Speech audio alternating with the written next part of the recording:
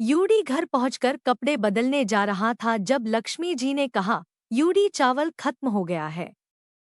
क्या तुम लेकर आ सकते हो? माँ, घर में दो नौकर है और एक कुक, उनसे पूछ लेना। यूडी ने थके हुए स्वर में कहा। कुक आज छुट्टी पर है।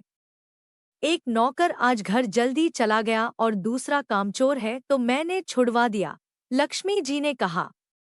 यूडी अब कुछ बोल नहीं पाया तो वापस चला गया, इस बार अपनी बाइक लिए चला गया। पास में दुकान है तो उसके लिए कार क्यों? घर आते वक्त उसकी नज़र जब होटल पर पड़ी तो देखा कनिका और स्वयं उसी बिरयानी हाउस से बाहर आ रहे थे जो यूडी कनिका को कल रात ले गया था।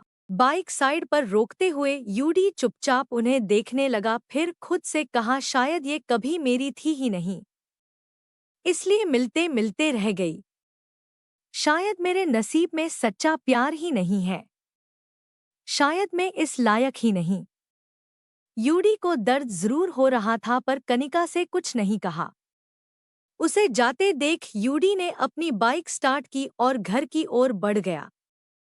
रास्ते भर वो यही सोच रहा था कि क्यों कभी उसे जिंदगी में किसी अपने का प्यार नहीं मिली। बचपन में मिली चली गई और अब कनिका। उसके इरादे सिर्फ दोस्ती के थे पर कनिका को अपने पास आते देख यूडी को लगा शायद उनके बीच फिर से कुछ हो सकता है। और इस बार सब कुछ सही तरीके से यूडी ने हैंडल किया, फिर भी ये कहानी शुरू होने से पहले ही टूट गई। कुछ देर पहले की बारिश की वजह से रास्ता गिला था पर यूडी को कोई फर्क नहीं पड़ा। स्पीड ब्रेकर भी नहीं देखा। जब एंड वक्त पर यूडी ने ब्रेक लगाई, बाइक स्लाइड होकर दूसरी ओर जा गिरी। कराते हुए यूडी उठने की कोशिश करने लगा पर बाइक उसके पैर पर गिर गई थी। आस-पास लोग आए, बाइक उठाए और यूडी को भी उठाए। अपना पैर जमीन पर रखने की कोशिश की पर उससे हो नहीं पा रहा था। किसी ने कहा, शायद आपको हॉस्पिटल जाना चाहिए। शायद आपको फ्रैक्चर हुआ है। फ्रैक्चर शब्द सुनकर यूडी परेशान हो गया और हॉस्पिटल चलने को तैयार हो गया। थोड़ी देर में जब हॉस्पिटल में एडमिट किया गया, डॉक्टर ने उसके एक्सरे निकल कर देखा तो फ्रैक्चर ही थी। एमा कपूर। 3 महीने का बेड रेस्ट, सिर्फ नहाने और बाथरूम यूज करने के लिए आपको उठना है, वरना हड्डी के और टुकड़े हो सकते हैं, डॉक्टर ने साफ साफ कह दिया। आपका कोई इमरजेंसी कॉन्टैक्ट पर्सन जिसको मैं कॉल करके बुला सकूं? डॉक्टर ने पूछा। यूडी सोच में पड़ गया कि वो किसे बुलाए। लक्ष्मी जी आ नहीं सकती क्योंकि वो 10 कदम से ज्यादा चल नहीं सकती। कनिका स्वयं ने साथ बिजी है। मेरे मैनेजर है गाप्ता जी, उनका नंबर ले लीजिए और कॉल कीजिए, यूडी ने कहा। ओके कहते हुए डॉक्टर वहां से चला गया। नर्स में यूडी से नंबर ली और उन्हें कॉल करने बाहर चली गई।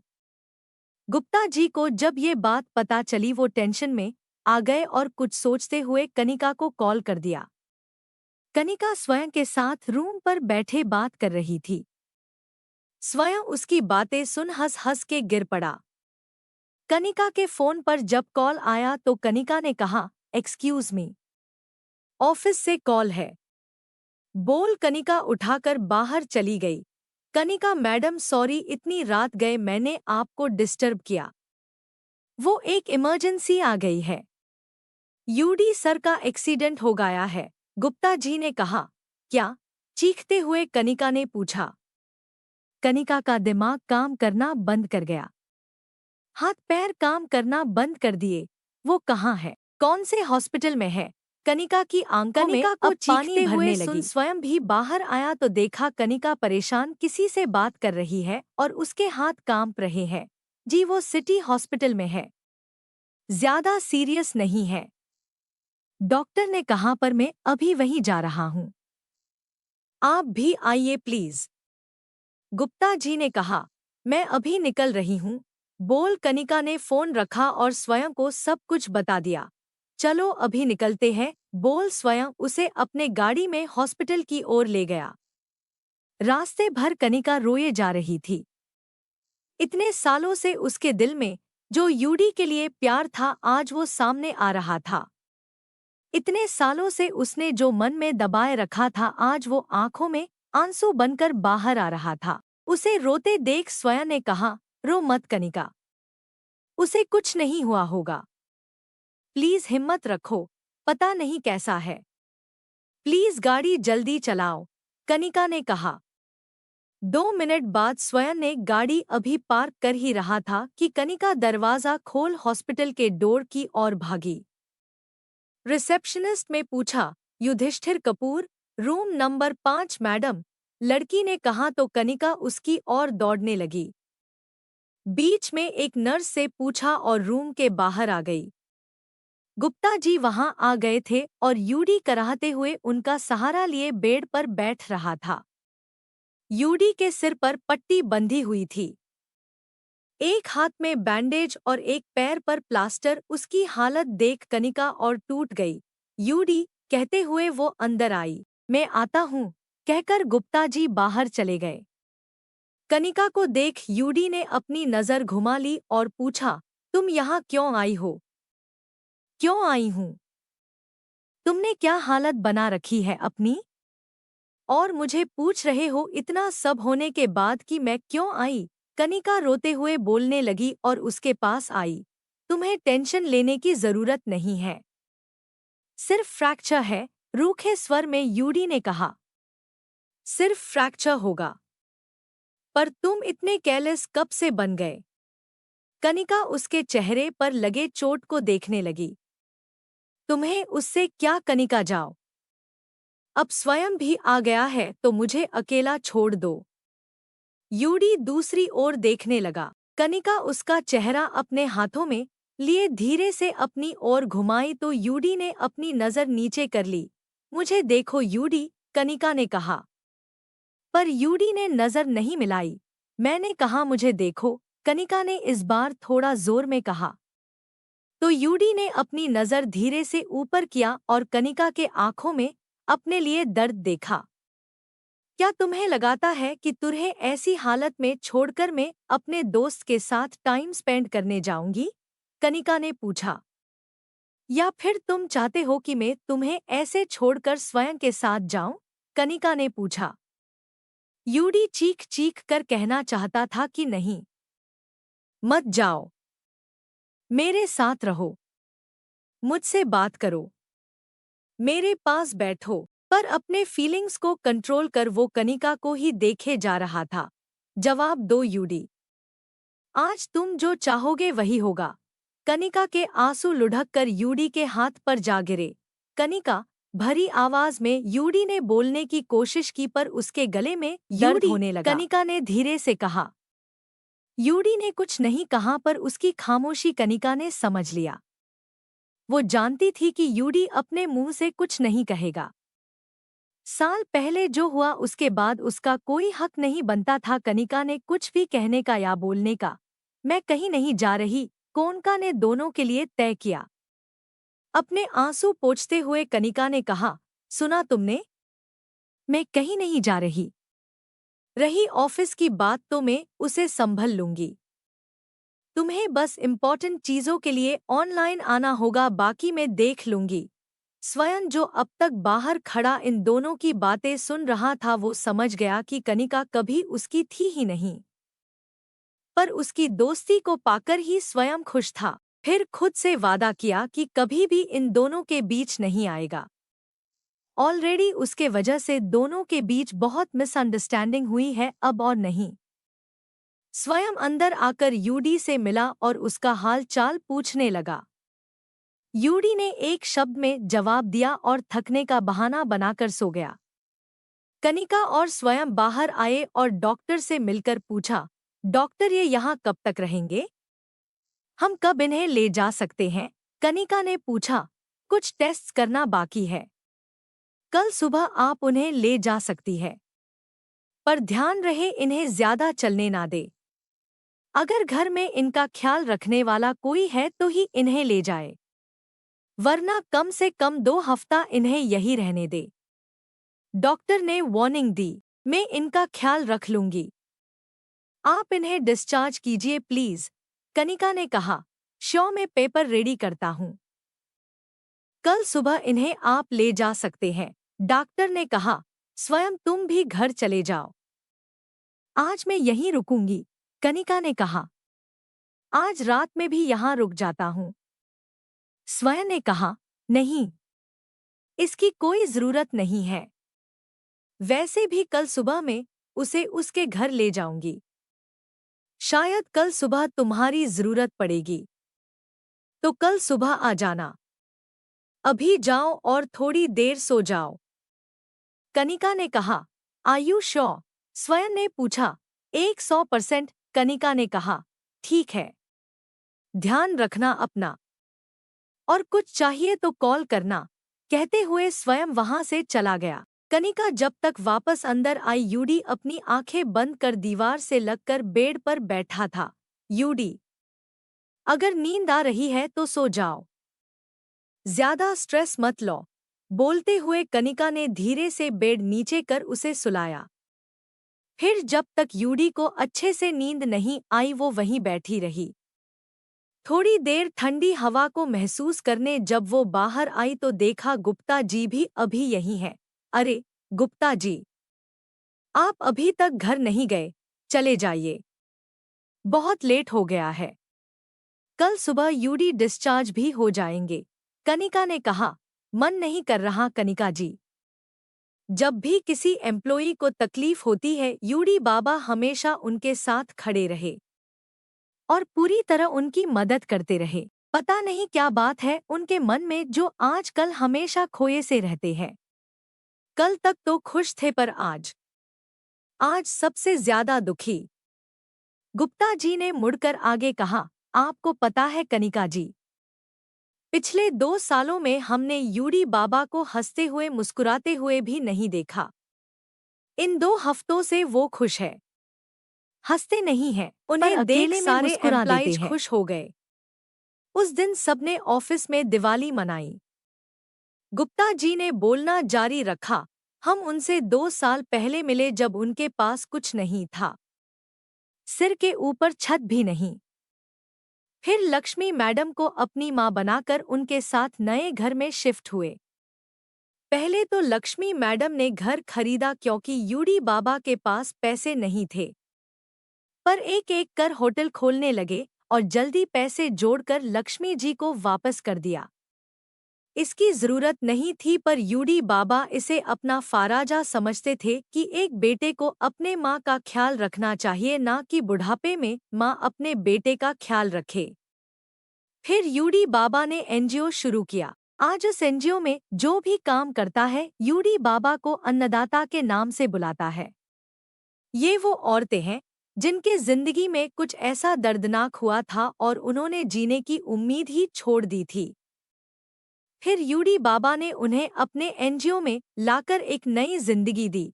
कई बार यूडी बाबा अकेले में पीते हुए नशे में किसी का नाम लेते हुए बार बार सॉरी कहते थे।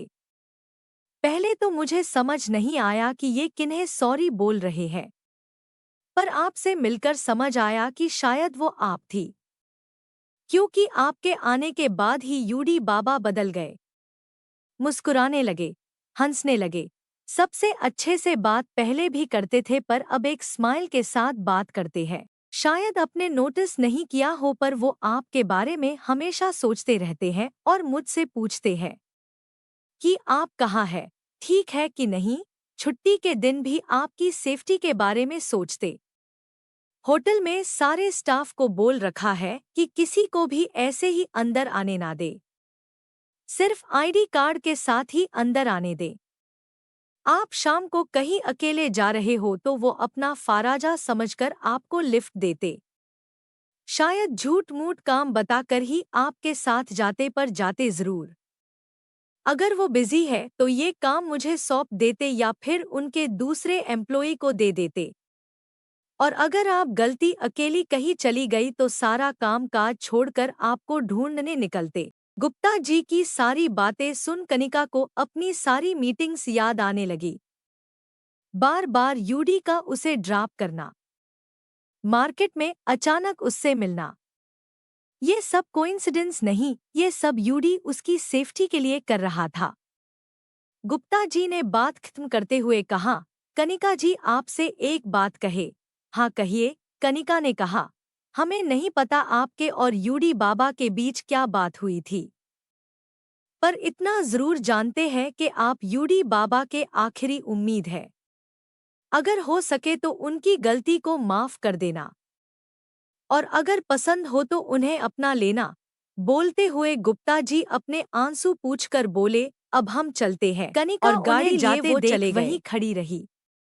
इन 2 सालों में यूडी में इतना बदलाव आया है ये कनिका नहीं जानती थी। इन 2 सालों में कनिका ने हमेशा यूडी से नफरत किया, पर उससे मिलने के बाद नफरत कहाँ गया ये कनिका को नहीं पता। पर इतना पता है कि आज भी यूडी उसका इंतजार कर रहा है। अपने प्यार को दोस्ती का नाम देकर कनिका कुछ वक्त ही सही उसके पास रहना चाहता है।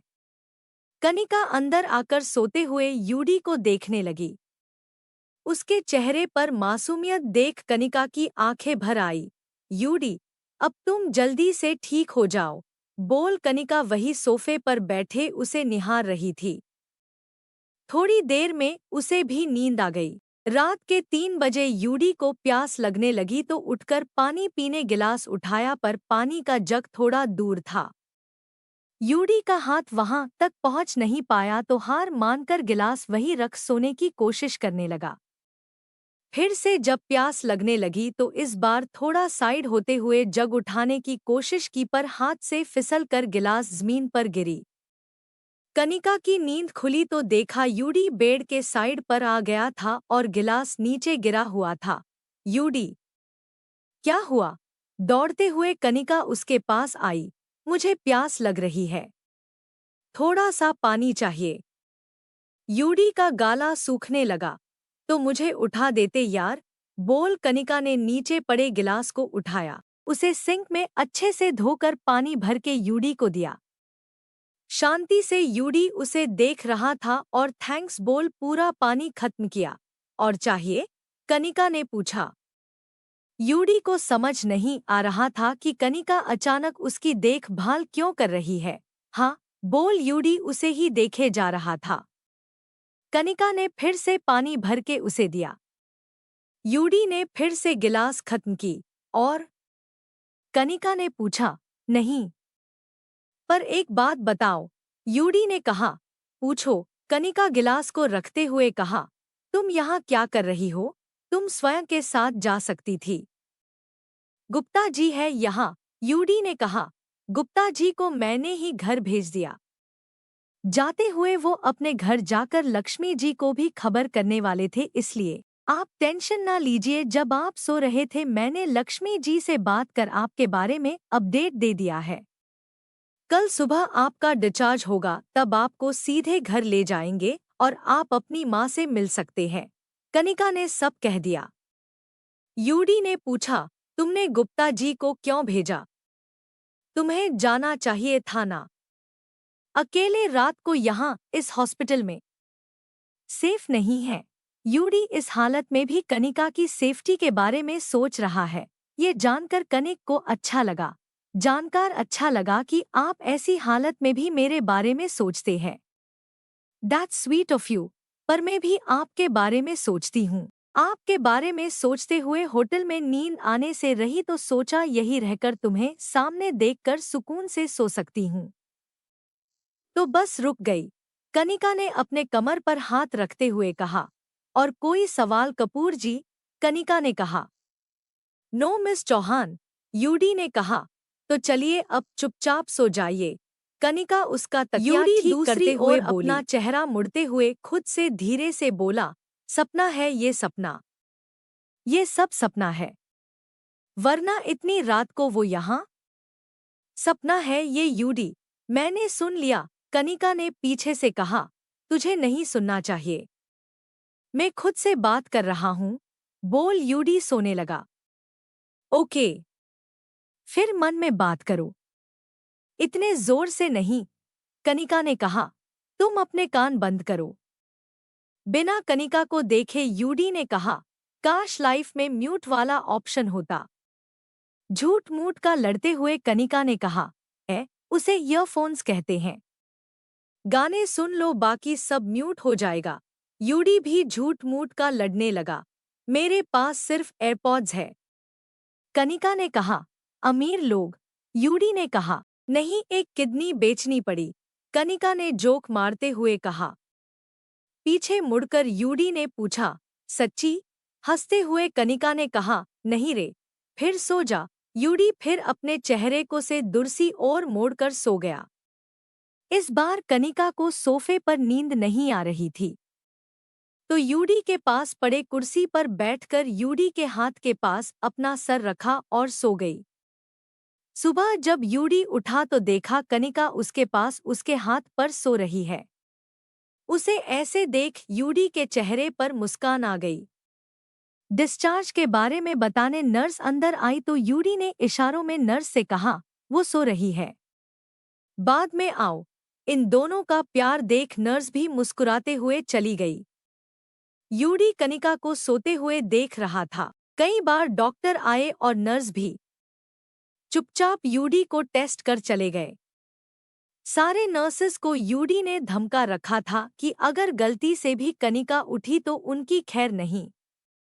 जब घड़ी में 11 बजे गए, कनिका ने फोन पर कॉल आया। झट से कनिका उठी और सपने से बाहर निकलकर कनिका ने पूछा, डिस्चार्ज हो गया? हंसते हुए यूडी ने कहा, कैसे होता? तूने तो सुबह से मेरा हाथ पकड़ रखा है, छोड़ने का नाम ही नहीं ले रही हो। बोलते हुए यूडी ने दोनों हाथ दिखाया। कनिका ने झट से हाथ हटाया और कॉल की ओर देखने लगी। कॉल लक्ष्मी जी का था। ये पूछने के लिए कॉल किया कि यूडी कब घर आ रहा है। कनिका ने उनसे 1 घंटे की मोहलत ली और फोन रखा। डिस्चार्ज के बाद कनिका नर्स की मदद से यूडी को गाड़ी की ओर ले गई। फिर धीरे से उसे आगे बिठाकर खुद ड्राइवर सीट पर बैठ गई। तुम ठीक हो? कनिका ने पूछा। हाँ, यूडी ने जवाब दिया।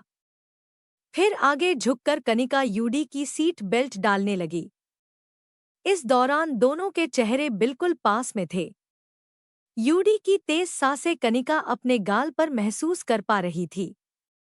यूडी की ओर देखकर वो खो सी गई। पीछे से जब दूसरी गाड़ी ने हॉर्न मारा तो कनिका की तंद्रा टूटी और सीट बेल्ट लगाकर गाड़ी आगे बढ़ा दी। पूरे रास्ते यूडी उसे ही देखता रहा और कनिका अपने नजर बचाए हर जगह देखती सिवाय यूडी के।